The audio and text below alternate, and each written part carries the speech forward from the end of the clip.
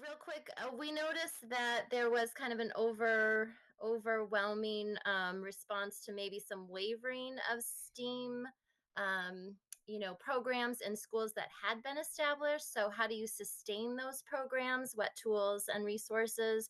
How do you begin a program to begin with? We talked to science teachers and art teachers and had a lot of just kind of great ideas, but there was kind of this, how do you keep the buy-in, how do you gain the stakeholders, how do you convince a new admin that maybe may put the focus on other things. And Ashley, do you have anything to add to that?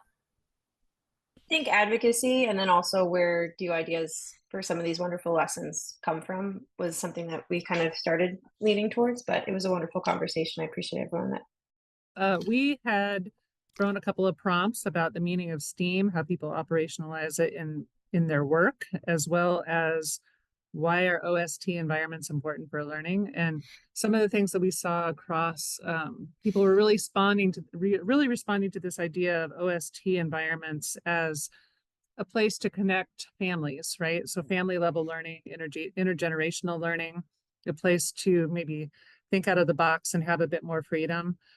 With respect to how people operationalize STEAM, there was a lot of talk about transdisciplinary learning, interdisciplinary learning, thinking about the ways that the two disciplines might lend themselves to each other in terms of creating some of that vision that I think some of our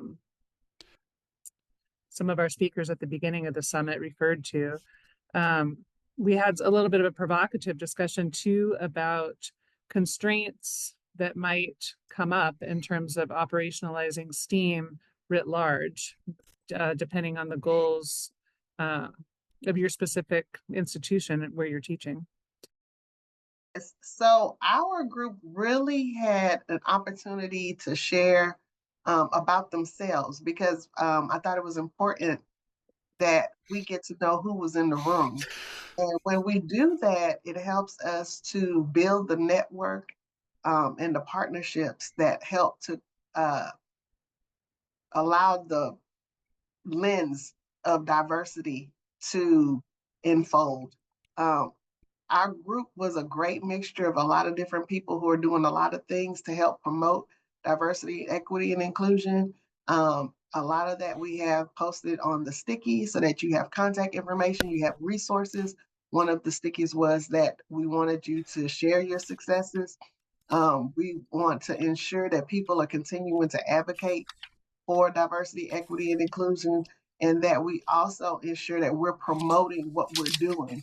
So this virtual world of being able to access people from across the country is what really is going to help us to move diversity, equity, and inclusion forward so that we all know what others are doing and how we can help enhance and embrace the work that's going on across the country. It's something that wants to be done, that needs to be done, and our group continues to have these silos, but once we get that web going to where we're all connecting, so we can help to benefit our kids. Natrice, you have anything else you want to share? No, I don't. And Natrice, so I think one of our members put Natrice's book in the chat. She had some great context in regards to research and her practice in Yeah, regards to STEAM. just really briefly, I just spoke about how intentional you have to be inclusive in the STEAM space. And it can be anything from how you organize and create your curriculum, how you manage your classroom, and also even how you arrange the seats and desks and tables in your room. I mentioned having being in a maker space to teach art, AI, and robotics to high school students, and we made put the tables in a U form so that everybody, there was no front or back of the class, and it was everybody included. So there are strategies that you can apply that are inclusive just by nature and tend to really promote equity and also get voices that normally wouldn't be heard involved. I think that's the key right there. Basically, we ended up talking about where you can get funding for research which turns out to be a real problem because it's spread out all over the place. Almost every major private foundation probably has some funding, and all of the government agencies, including Peter said there's money at the Department of Labor, for example, which I had no idea. But then tailoring your project to each of these different types of funders becomes really a sort of guessing game, which is going to be a problem. So one interesting challenge for maybe the collaborative is trying to put together a list of where people can get that kind of funding, just to help all the different teachers and schools and so forth do that.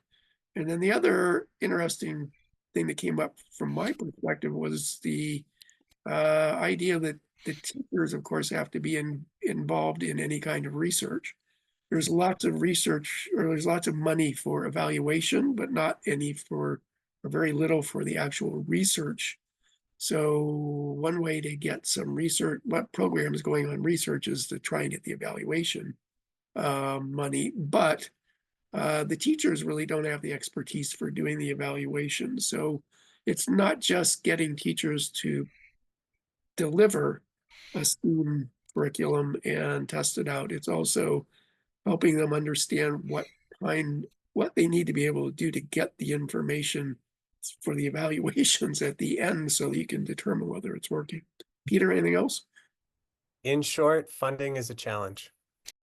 We had kind of two guiding questions that we were answering. As you know, we were trying to assemble examples of successful applications of creativity in a STEAM lesson, and then kind of in parallel, really thinking about how do you think about the role that creativity plays in STEAM-based learning. And so folks kind of started off talking about, you know, early childhood is a good example that we can think about trying to do creativity based work because they haven't yet gotten that message that about trying to think about things in particular ways, but that this is important, you know, to think about developing that with kids of all ages, particularly post-pandemic, where they might have not had a lot of experience with materials as we were thinking about going on, and so kind of using some of those early childhood approaches, but throughout the pipeline. Another central theme we kept coming back to G's Chibatronics and use of paper circuits, for example, to encourage safety was kind of a big term that we were talking about, and through these applications of using materials that felt familiar, but also allowed for open-ended kinds of exploration as well. There's a few other themes that kind of came up about how we might do this at higher education, and how we want to encourage you know, kind of this equal balance between STEM and arts, you know, to encourage that creativity as well. We had a great group, and we focused first. We focused on, you know, really we're talking about the classroom experience, and so we focused primarily on what an authentic STEAM lesson or instruction would look like, and we talked about some of those examples, and we talked about, you know, how to make sure you're staying authentic to both content areas or multiple content areas, and making sure you're true to the standards. And what resources and support you would need. And what was, I guess, not surprising, but came up over and over again in each of these talking points, these questions, was you know, really about process, going back to what, by integrating the different contents, by bringing in the arts, you're focusing more on process and not just checking the box to get something done. And you're really focusing on relevance and making the experience meaningful. In one example, there was a reference to engaging with the community or partners in the community, maybe a local business, so that you're really making what the students are learning real and applicable in everything that they do. And then, of course, I have to put this out there. I'm a school administrator myself. And so, you know, the question of what supports do you need, it's always about time, and it's money, and it's the ability, right? The permission to do this, to teach in this way.